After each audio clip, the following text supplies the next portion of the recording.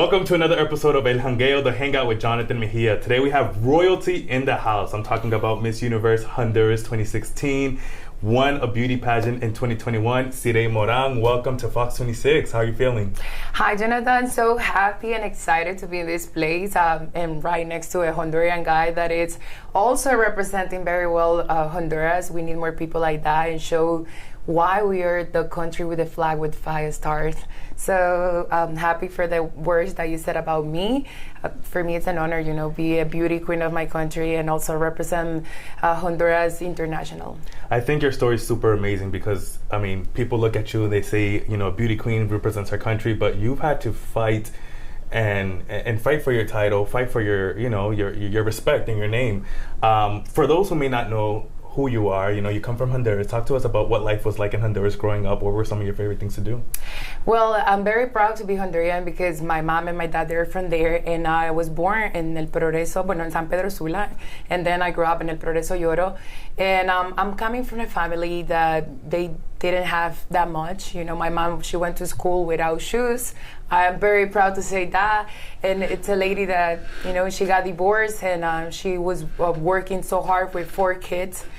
And now she's a lawyer. My sister, it's an engineer, and my brother is a doctor. And everybody in the family, we're doing very good for all the hard work that she did. So I feel my story is the story of many Hondurans that we're coming from nothing, and now, I'm here right next to you in Houston, Texas, and I'm a USA citizen too, and I feel so good, because everything is thanks to my mom and my dad that they work hard.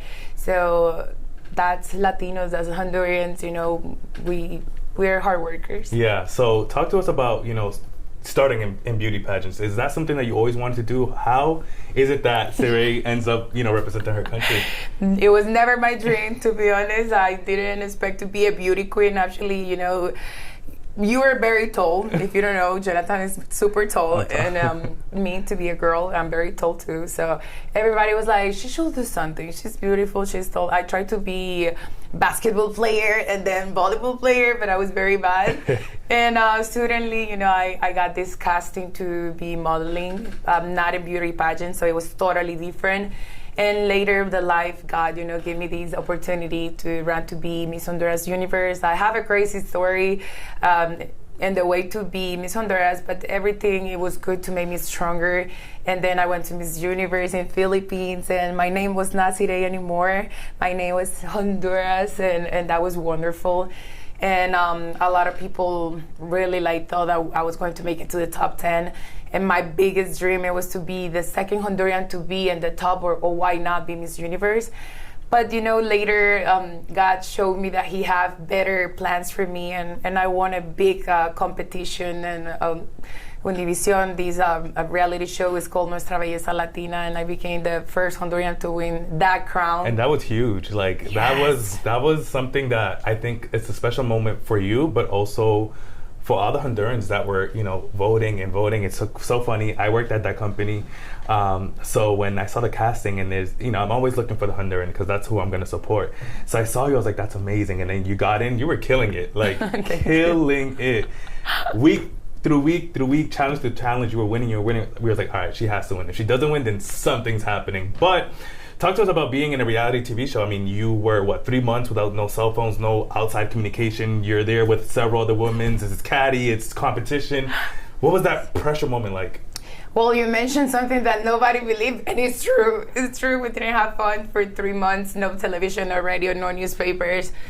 We can't communicate with our families, so that was very, very hard. That more than a beauty pageant, it was a contest that it gave you the opportunity to be in front of the cameras with a big company. And I was like, that's my dream. I want to be in television. I went to school in Honduras. I attended college to be working in medias, So I was like, okay, no phone. It will be hard. Live with 9 ladies that they also want that money and that work. It will be tough, and it was tough. Latinas, I was the only Honduran, the only Central American. And I was focused, so focused in that contest because I knew it had the opportunity for me to change my life. I have big moments like when I interviewed Don Francisco. And for those who don't know, Don Francisco is like a legendary TV man, not only in Hispanic or Spanish-speaking media, but also like global. He's a global superstar, a legend. Yes, I grew up watching his shows, and when we were in the semifinal, and I see this guy coming inside of the studio, and I have to make an interview with Don Francisco, me like having the control of the microphone, it was like, wow. And later, like, win this contest when Natalia Casco and Yaritza, when it was two Hondurans, that they tried hard to be Nuestra Belleza Latina, and they didn't get that chance. I also say thank you when I won, because I feel they opened a lot of doors for me later without to know that I was going to be the Honduran that it was going to finally get that crown for our country. So it was amazing. I feel so blessed from God, because imagine, like, never think to be a beauty queen, never think to be in the U.S., and travel into 34 countries, because I have been in 34 countries so far. My life changed a lot, and I'm very thankful for the support from my people, and also from a lot of people that is not from Honduras, but they were voting, because it's a reality show where you depend on your job, but also from the people that it's voting. The viewers who are voting. So you talk about it was a life-changing moment, and I feel like, just looking back on your life, you had several moments that marked your life, before and after. So obviously winning Miss Universe, the competition in Honduras to represent Honduras and Miss Universe, that was a life-changing moment. But then you win this reality TV show that also changed your life, and I believe you said you wanted it so much for the country, but also for yourself, because you were in debt. Yeah, it was an opportunity to work with an international TV channel. I know it's a lot of Hondurans that they have like represent Honduras in that part, but like a girl from El Progreso, I never thought that I was going to have that chance, and I feel it's a big privilege for me now, live in Miami, being in different platforms, and keep representing Honduras, and also remove that tag of a beauty queen. That is wonderful. It's a big chance, but also at some point you got to show the world that you're more than a beauty queen, more than a beautiful face. That sometimes people think, oh, she's beautiful and have a great body, but she don't have a brain. It's true. That's something that we got to be dealing. A lot of beauty queens, sometimes they mention this, sometimes they don't. Like, well, what is right after the crown? Because after you, it's another queen. Well, in Nuestra Belleza Latina, I'm lucky because I still, have the crown, because they haven't get another one. But I feel amazing, because also when I ended up working in television, I was working in sports. So you don't imagine to see a beauty queen talking about soccer and be working for the World Cup and these kind of things. And I'm very glad I was doing that in USA and also in Mexico. And I feel a lot of people, when they see my job, they know it's more than a beauty face. Yeah, or a beautiful body, So talk to us about that, because you win this competition and everyone wants to see you here in the United States. Everyone wants to see you in flagship programs like Desperta América, El Gordo y la Flaca, like all these big time programs, but they send you to Mexico, which is a whole different, viewership and population. But what was life like in Mexico City? Because whether you were in the United States or Mexico, it was a huge opportunity, like either way you look at it. Yes, Mexico is a big market for these kind of work, and it was super hard for me because they didn't see this show in Mexico. So when I go to Televisa that merged with Univision, and they're like, "What is she doing here? Why she is here?" They just see a beauty girl, how I said, and I went there. Basically, I start from zero, and I have to show them my capacity. That I have to work in television and work with the sports. And I ended up living in Mexico for almost 2 years, working with that company and showing everything, the skills that I have. But I can tell you it was not easy. It was not easy as a person from Central America over there. And in general, be a girl working in sports, you can talk with any person that it's doing that like me, and they will tell you, you got to show the double of a normal person working in sports because you are not a guy. Yeah. Right now, it's getting better. A lot of people, a lot of girls are working in sports, and especially when you're giving news or you are talking about a game, the players, very professional. But I showed the world that I have that capacity, and also I know my people feel proud of everything that I've been doing. No, of course, the whole nation is proud of you, Honduran nation. Talk to us about what you have learned about yourself, because you went through, again, several highs, but also several lows. For many people, you represented Honduras in Miss Universe, but they don't know all the stuff that you went through with the organizations. And without getting too much into details, it's out there, a lot of allegations, a lot of, you even went to New York City to police department to put a report. But what did you learn about yourself in that moment of maintaining your dignity? Well, you say something that is so true. Life is about up and down, right? And sometimes we think the down part, it's bad. But it's not bad. It's a tough moment. It's not comfortable. It's hard.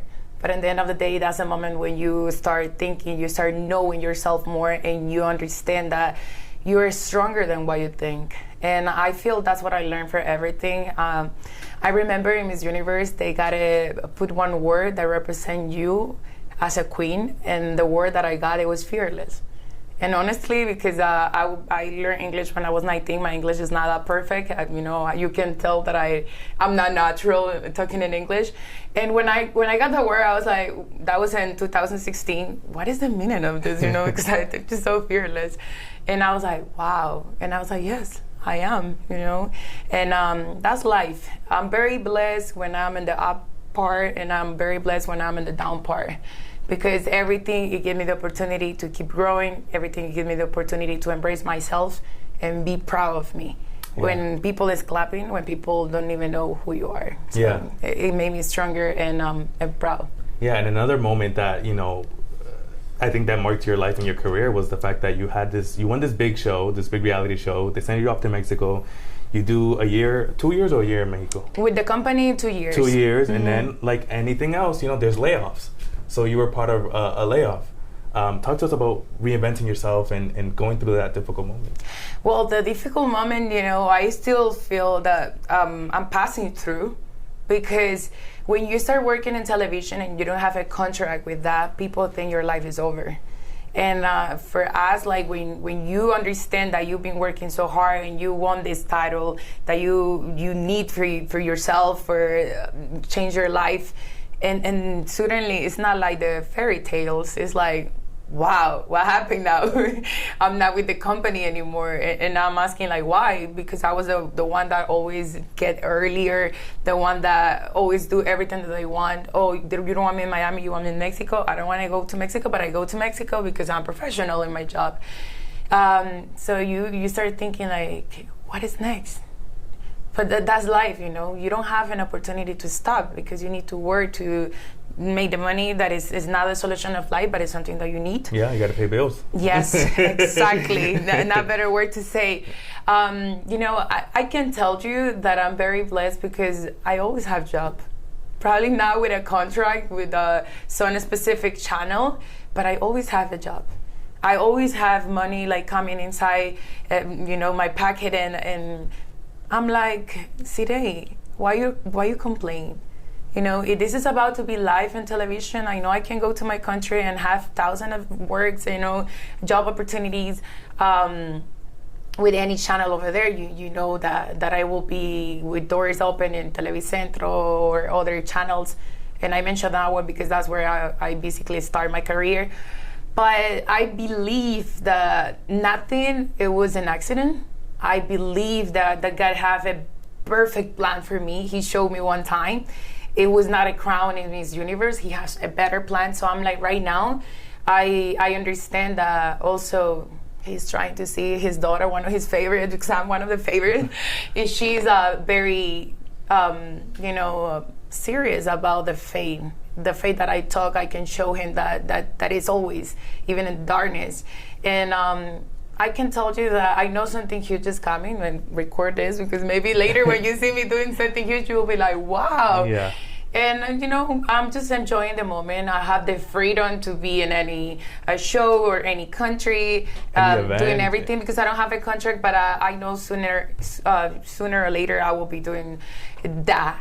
Exactly what the people want to see as a job, because job it's a lot of work, all the time. I mean, working in media and television isn't easy. It's arduous work. It's hard. But you talk about the freedom that you have, right? You have so many people who follow you. Talk to us about social media, how you use it, how you leverage it to, bring in extra money.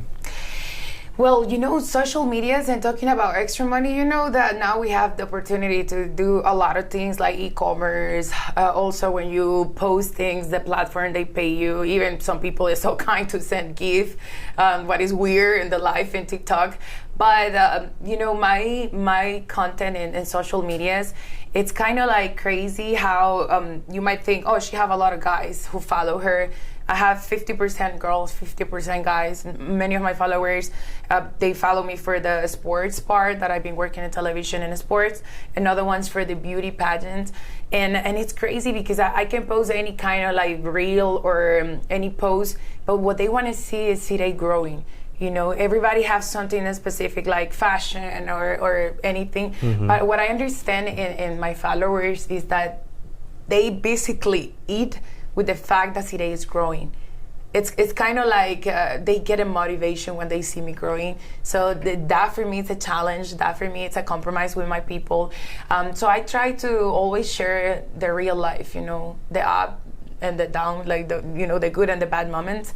And I feel everybody's right there expecting, but also they see every day that I don't stop. I don't stop in social medias, and I'm always creating something for them. Talk to us about what, I follow you on Instagram, so I see, you work out. I travel a lot. You travel a lot. 34 countries. Yes. When you think about it, it's like, did you ever imagine, Sirey, the girl from Progreso Yoro, would travel and get to see 34 countries? Never. I thought that I will have these, this big opportunity. So I've been in, right now I can say all the continents. And it's wonderful when I travel because it made me learn. I always say it's very important to read books and everything, mm-hmm. but when you travel, you live that experience with your own life. And it's amazing when they tell me like, where are you from? Because some people think I'm Asian, and sometimes they don't even know where it's Honduras. Like, oh, where's Honduras? And I feel I represent my country over there too. And any of my trips, I learn, I grow up, and I hope I can keep traveling because I love it. Yeah, I love traveling too. I've only been to 11 countries, so I have a long list to get to 34. But one of the questions that I always get is, what's your favorite country? And I'm like, it's hard to say, but for you, if you can name top 5 of your favorite countries. Well, I have been in some of these countries for work, and I've been in other ones for vacation. So I feel a country, you can choose that one as your favorite depending your experience. And sometimes, it depends on that. So it's so hard to mention 5, but for some reason, and I know a lot of people is not agree. Top 3. Top 3, right? That's easier or harder, I don't know. But one of my favorite for sure, it was Turkey. Okay. Istanbul, I love that place. I know some people that have been there, they're like, why the number 1 for you? Because I always mention Turkey as my favorite. But it's amazing, Turkey and Istanbul is the only city in the world that is in the middle of 2 continents. So one part of Istanbul is below to Asia and the other one to Europe. So those kind of things and the culture, I love it. I have to mention Honduras. I know that it's crazy, but I'm from Honduras. People, please visit my country. It's gorgeous. And another one, I love Thailand. Yeah. I love Thailand. I went there and I love the food. I love the people. But anyway, the 34 experience that I have, it's something unique. Yeah, and you get to, a part of your job, get to visit several cities in the United States. So you've been to Houston a couple times because, the people keep on asking for you. What's your experience like in Houston? What do you like about the city? Well, I was just talking to you and my friend, Catherine, that she's here with me. Every time that I come to Houston is a new experience, and I love it. And also, when I come to Houston, I feel I'm in Honduras. I know it's crazy to say that, but it's so many Honduran people. I see that you have the opportunity to eat Honduran food everywhere. And I know a lot of people in other states, they cannot even, eat a baleada. That is one of our main dishes. Yes. So I love it. I feel so much love when I come to Houston. I've been in this city working in sports with Mexican teams, and they were playing here. I've been in a big festivals, Honduran festivals. And always when I leave Houston, I just go with my heart, packed of so much love for my people, and I love it. And also, I always have the opportunity to have good food from Texas, a lot of barbecues and a lot of meat. And the local people from Texas too, they're like so kind. I like the style, everything. It's unique. It's very unique. I feel like, because I'm not from Houston, I've only lived here for 2 years, but Houston's a very special city, special city, special people. We're wrapping up now, but just talk to us about, you talk about a lot of Honduran people here. You were able to become a U.S. citizen. What message do you have for arcatrachos and Latinos que están aquí, que están en un país que no es de ellos? They're in a place in the country that's not theirs, but, like you said, we Latinos in general, Hondurans in general, we fight to live another day and keep on fighting to make our dreams and our families' lives important. Yes, right now it's a very tough moment for Latinos and a lot of people from other continents. They're, having this trouble to not have a green card, or they're not USA citizens. Come to another country, I feel, even if you come with a green card or not, like me, I came as a resident for my dad, and I know I'm very blessed to be American now, but I can tell you it was not easy. It was not easy to leave my country, and people might think like, why they come here then? Why you don't stay in your country? For me, I feel everything have a reason why it happens, and even the moment that we're passing through right now, I just can tell you that people is not here because they want to, or because they don't want to be in their country, but they're here because they're making this city and the country better. I feel that's the good part, that the Latinos that are focused and they know that this is a big chance, this is a big opportunity. They come to make their life better, but they also come to make the life of Americans better in some way. And we hope, that everything gets better for everybody, because everybody have their own opinion. Some people disagree, some people disagree, but I hope we have peace. More than anything, because every day that I see the news is getting worse, and people is getting splitted.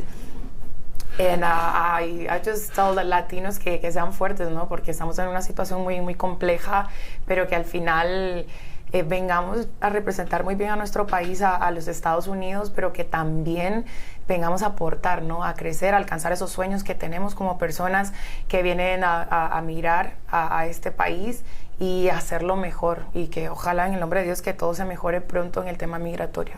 And resume, just to be strong, come here and work hard so you can achieve your dreams. Today, what advice do you have for younger girls who may want to become a beauty queen or sportscaster or just follow your footsteps? Well, number one, pay attention about what your parents say, because they are always right. We always say, I know mama, I know papa, but yeah, mom and dad, they know what they're saying. If you keep yourself closer to them, even God is going to bless you more and open more doors.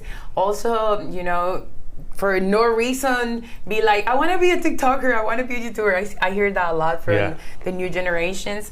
But it's so important that you attend school, you finish your high school, your college, because that opens more doors.